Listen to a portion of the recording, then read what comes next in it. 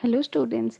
Now in this video we will see that how to attempt assertion and reasoning questions in class 12th economics paper.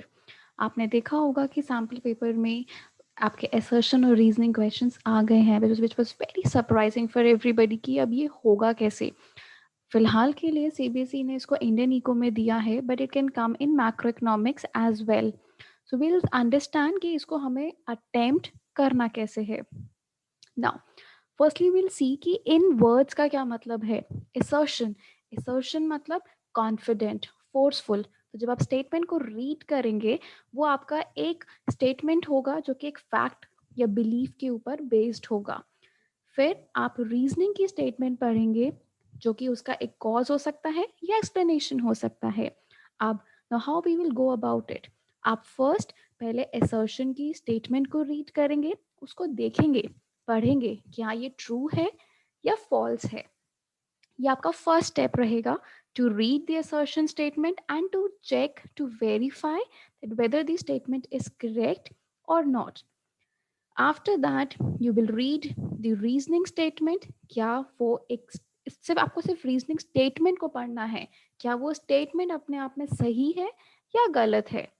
इन दो step के बाद जो आपका third step आएगा उसको आप चेक करेंगे जो रीजन गिवन है क्या वो असर्शन वाली स्टेटमेंट का एक्सप्लेनेशन है या नहीं.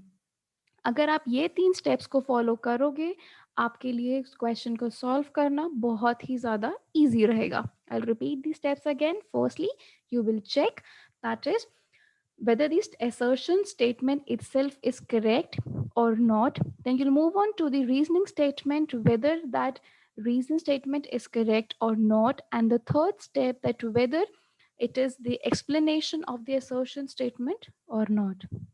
Now why it is important? क्योंकि आप देखेंगे you'll find these four options in those two questions. First क्या है? Both are true and is the correct explanation. Second, both are true but not the correct explanation. फिर A true है, B false है, फिर ये false है, ये true है. तो जब आप जो मैंने आपको जो 3 स्टेप्स बताए हैं अगर आप उन 3 स्टेप्स को फॉलो करोगे आपके लिए ये एक इजी हो जाएगा उन ऑप्शंस में से चूज करना. कैसे? अगर आपका फर्स्ट स्टेटमेंट ट्रू है, ठीक है, ट्रू है, ओके, और आपका रीजन फॉल्स आ जाता है इटसेल्फ, आपके ये दोनों स्टेटमेंट तो चले गए itself. Usually easily select this statement. Similarly अगर पहली स्टेटमेंट फॉल्स है फिर ये वाला ट्रू तो ये वाला ऑप्शन. अब आगे आपको क्या चेक करना है, इन दोनों के अलावा आपको बेसिकली इन दोनों पे फोकस करना है कि whether these statements are true and the correct explanation or not the explanation. So follow those three steps. Firstly, check क्या जो फर्स्ट assertion statement है क्या वो statement अपने आप में सही है या नहीं. फिर आप रीजनिंग स्टेटमेंट को पढ़ेंगे क्या वो अपने आप में सही है या नहीं एंड क्या वो उसका करेक्ट एक्सप्लेनेशन है या नहीं. So 3 steps you have to see and then you'll see कि आपका पूरा का पूरा क्वेश्चन इजीली सॉल्व हो जाएगा and you'll score the marks in the paper. Let's say some example. Assertion statement says government should reduce subsidies to curb revenue deficit. So when you read this statement, you'll observe कि yes, जो हमारा revenue deficit है वो क्या show करता है कि हमारा एक्सपेंडिचर ज़्यादा है. तो हाँ, गवर्नमेंट को सब्सिडीज को रिड्यूस करना चाहिए ताकि डेफिसिट भी कम हो. स्टेटमेंट सही है. Let's come to the reasoning part. Providing subsidies on LPG cylinder are a part of revenue expenditure. हम पहले उसको एज अ स्टेटमेंट पढ़ेंगे. यस कि जो गवर्नमेंट सब्सिडीज प्रोवाइड करती है वो रेवेन्यू एक्सपेंडिचर का पार्ट है. तो स्टेटमेंट रीजन भी अपने आप में सही है. अब हमें ये चेक करना है जब हमने ये देखा कि ये दोनों सही है विच मीन्स हमारे सी और डी ऑप्शन तो है ही नहीं इसके अंदर, विच मीन्स या तो ये है या ये है. तो हमें आगे ये चेक करना है. नाउ लेट्स सी कि रेवेन्यू एक्सपेंडिचर का पार्ट क्या है, सब्सिडीज, करेक्ट. और हमें गवर्नमेंट को उनको रिड्यूस करना चाहिए to reduce their revenue deficit which means your reasoning is absolutely correct for the assertion statement. Hence the answer to this question is option A.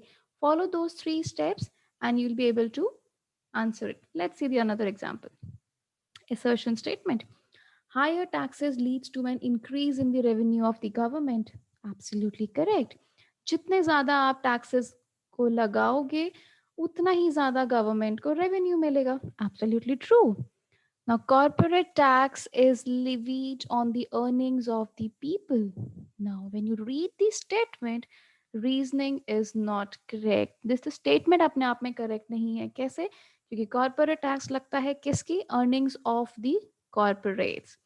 So this statement is true, reason in false. So answer to this question is option C. So again, I'm just simply following those three steps to follow it.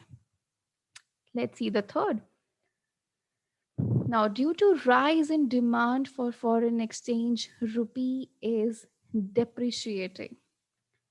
अब आप पहले ये देखिए क्या ये statement अपने आप में सही है या नहीं. अगर फॉरेन एक्सचेंज की डिमांड बढ़ेगी तो रुपी डेप्रिशिएट होगा या एप्रिशिएट होगा, आपको ये देखना है.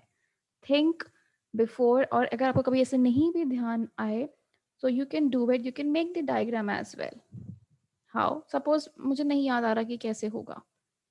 So हमने डिमांड सप्लाई के डायग्राम्स हमने पढ़े हैं माइक्रो में क्लास 11th में. So when there is rise in the demand for foreign exchange, demand बढ़ेगी, डिमांड डेफिनेटली बढ़ रही है, and rupee is depreciating. Rupee is depreciating. Correct, रूपी डेप्रिशिएट हो रहा है, ऊपर की तरफ है. तो आप देखेंगे सिंपली इस डायग्राम के थ्रू ये स्टेटमेंट करेक्ट है. Come to the second. Government devalue its own currency sometimes. जो स्टेटमेंट इटसेल्फ है अपने आप में बिल्कुल सही है कि government fix exchange rate system के टाइम पे अपनी करेंसी को डी वैल्यू करती है. बट अगर आप देखेंगे असर्शन और रीजन के बीच में कोई रिलेशन नहीं है. So which means the answer to this question is option B. Moving to the next is C. The next statement is salaries paid to the central government employees are a part of revenue receipts. Now, this statement itself is wrong क्योंकि salaries paid to the central government employees is the revenue expenditure. तो जब ये वाली statement ही false हो गई तो reasoning you definitely you have the direct option which is option D. You can still read the reasoning statement. Generates revenue for the government. True. Now, let's see the next. The fertility rate is low in China and very high in Pakistan. Now, see, assertion reasoning questions are easy in macro comparatively, but coming to the Indian eco, you should be aware of the data as well. Now, this is a data-based question. Ki fertility rate is low in China. That is absolutely true, and very high in Pakistan. Absolutely. So the statement is true. Uska reason tha. Now, firstly, we will see the statement itself. Policy of one child norm adopted by China was successful. Correct. So if you see that both these statements are correct, and yes, because China adopted one child norm policy, hence their fertility rate was low. This is the correct explanation. So this is option A is the answer. So overall, what we have seen, this is how you can attempt assertion reasoning questions in your paper. Follow those three steps. Firstly, read the assertion statement itself. आपको उसे check करना है क्या वो true है या false है. Move to the next reasoning statement, क्या वो ट्रू है या फॉल्स है. उसके बाद आप चेक करेंगे कि क्या वो करेक्ट रीजनिंग है या नहीं है. We'll see chapter wise assertion reasoning questions in further videos.